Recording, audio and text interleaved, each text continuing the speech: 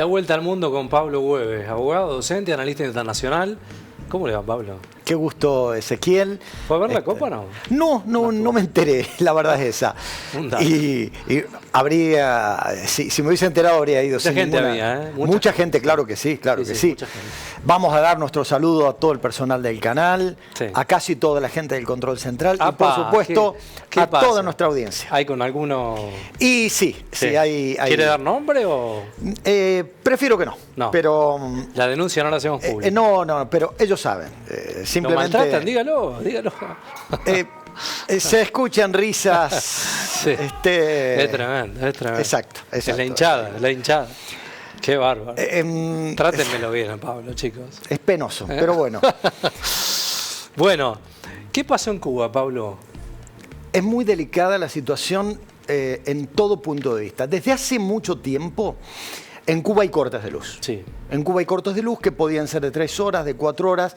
El tema es que en las últimas 72 horas, los cortes duraron en un promedio superior a las 8 horas. Esto implicó que la gente también se quedaba sin agua porque todos tienen que tener un pequeño motor impulsor por la poca presión del agua. Y entonces la gente empezó a salir a las calles. Sí.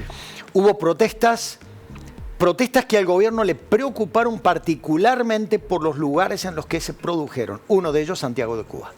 Santiago de Cuba, que es en uno de los 2 lugares en donde comenzó la revolución de Fidel Castro.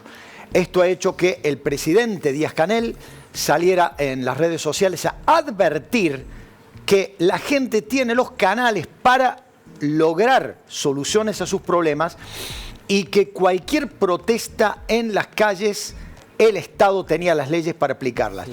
En realidad, más que la protesta, aparentemente las últimas protestas han generado hechos de vandalismo, pero además ha aumentado, y esto es muy triste hablando de una revolución de la que solamente se han escuchado hablar maravillas, y que es la inseguridad. Ha aumentado muy fuerte la inseguridad en las principales ciudades de la isla. ¿Y eso cuál es el origen, Pablo, de una situación? Bueno, primero una situación económica muy preocupante, claro. Una situación económica mala, los salarios que no suben, pero sí en cambio ha subido la inflación. Claro. Muchas veces, ojo, esto es para hablarlo horas, claro, es para hablarlo horas y con gente que sepa, que no soy yo precisamente. Pero la inflación muchas veces, Ezequiel, es una herramienta deliberada de los gobiernos para lograr 2 resultados. El primero, licuar sueldos, porque aumentás la recaudación, este es el segundo elemento, a partir de los impuestos, por ejemplo, el IVA en Argentina, cuando el arroz pasa de costar 2.100 pesos en enero a 4.800 pesos ahora, obviamente la percepción del IVA sobre 2.100 no es lo mismo que la percepción del IVA sobre 4.800.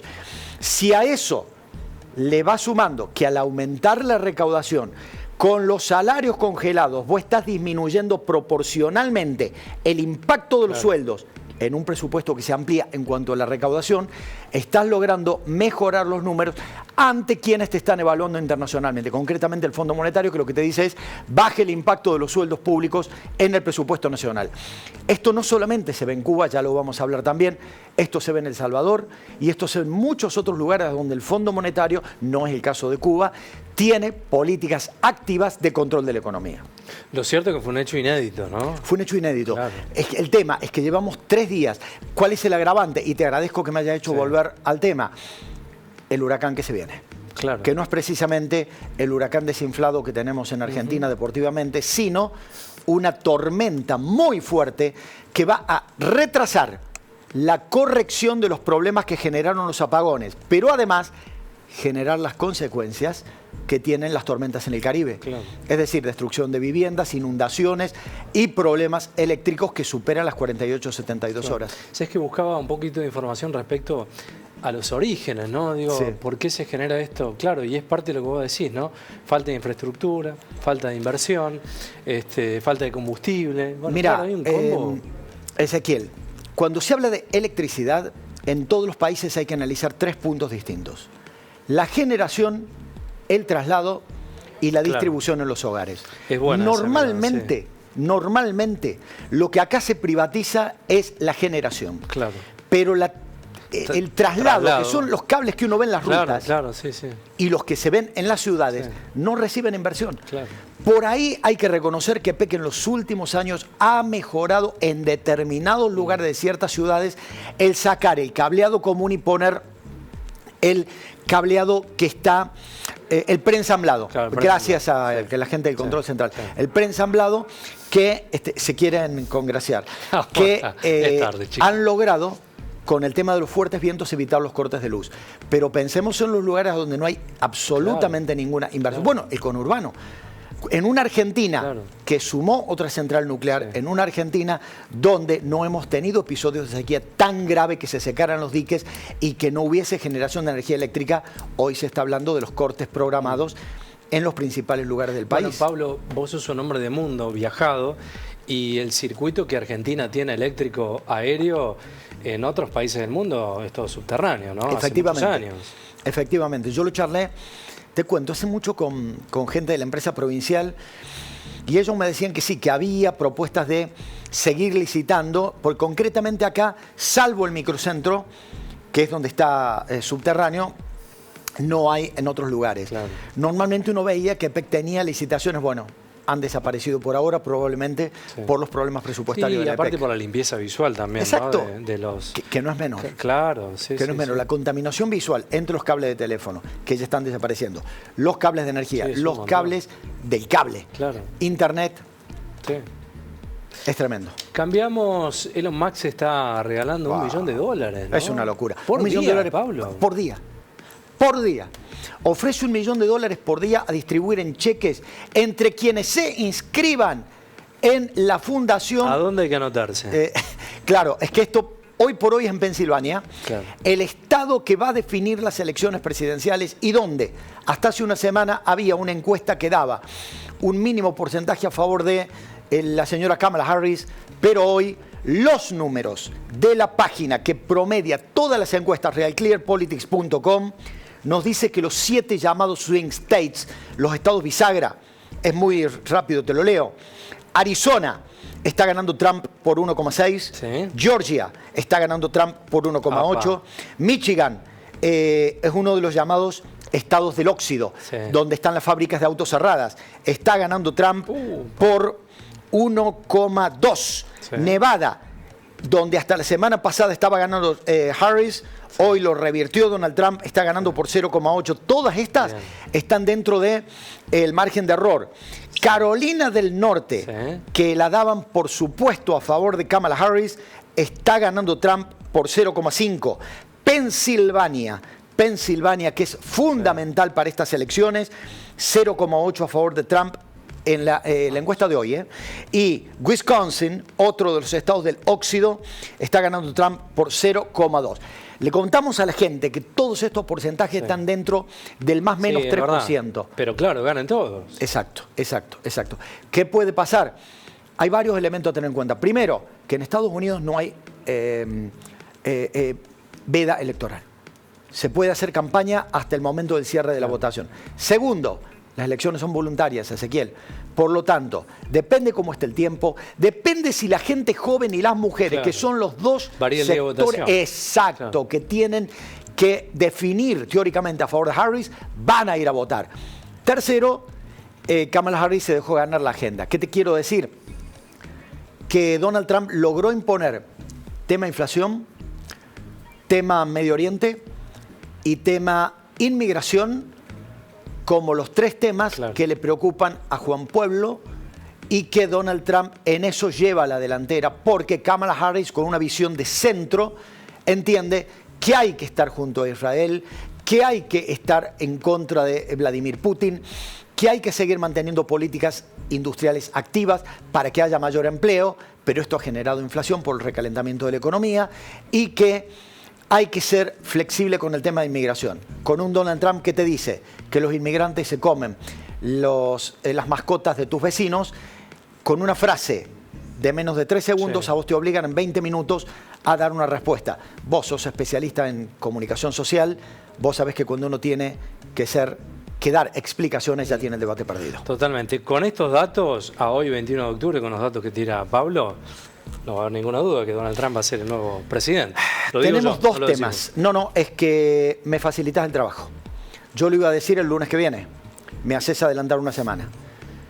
Con colegas con los cuales hemos hecho números alternativos, mirando todas las encuestas y mirando estado por estado cuántos electores tendrían, hoy Donald Trump supera los 270 electores sobre 538 máximos y por lo tanto no es descabellado pensar que en la madrugada del 6 de noviembre Donald Trump vuelva a la Casa Blanca. Y capaz no tiene que hacer esto que hizo, que se fue a trabajar a McDonald's, fíjate. Mirá, allí estaba, ¿no?